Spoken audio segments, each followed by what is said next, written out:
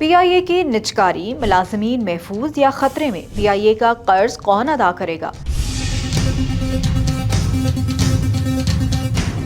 PIA की निजकारी के बाद सबसे बड़ा सवाल मुलाजमीन और वाजिबात का है। मारूफ कारोबारी शख्सियत आरिफ हबीब ने एयरलाइन हासिल करने के बाद वाज़ेह पैगाम दिया है कि PIA के मुलाजमीन काबिल और तजुर्बाकार हैं और उनकी खिदमात बरकरार रखी जाएंगी। अमले को एतमाद देकर उनकी महारत से भरपूर फायदा उठाया जाएगा। वज़ीर आज़म के मुशीर बराए निजकारी मोहम्मद अली के मुताबिक निजकारी के बाद भी 1 साल तक किसी मुलाजिम को नहीं निकाला जा सकेगा, जबकि पेंशन, मेडिकल और दीगर मराद बदस्तूर बरकरार रहेंगी। जहाँ तक कर्जे और वाजिबात का ताल्लुक है तो हुकूमत ने निजकारी से कबल PIA के खातों से तकरीबन 670 अरब रुपए का कर्ज और वाजिबात निकाल दिए हैं, जो अब टैक्स दहिंदगान अदा करेंगे। सिर्फ मौजूदा माली साल में कर्जों की अदायगी पर 35 अरब रुपए खर्च होने का तखमीना है और ये बोझ कम अज कम 6 साल तक रहेगा। इसके अलावा FBR और सिविल एविएशन अथॉरिटी के 33 अरब रुपए से जायद वाजिबात भी हुकूमत के जिम्मे मुंतकिल कर दिए गए हैं। मुख्तसरन मुलाजमीन की नौकरियां और मराद फिलहाल महफूज हैं, जबकि PIA का बड़ा माली बोझ निजकारी से पहले हुकूमत ने खुद अपने जिम्मे लिया है। अपडेट्स के लिए देखते रहिए VNews.pk।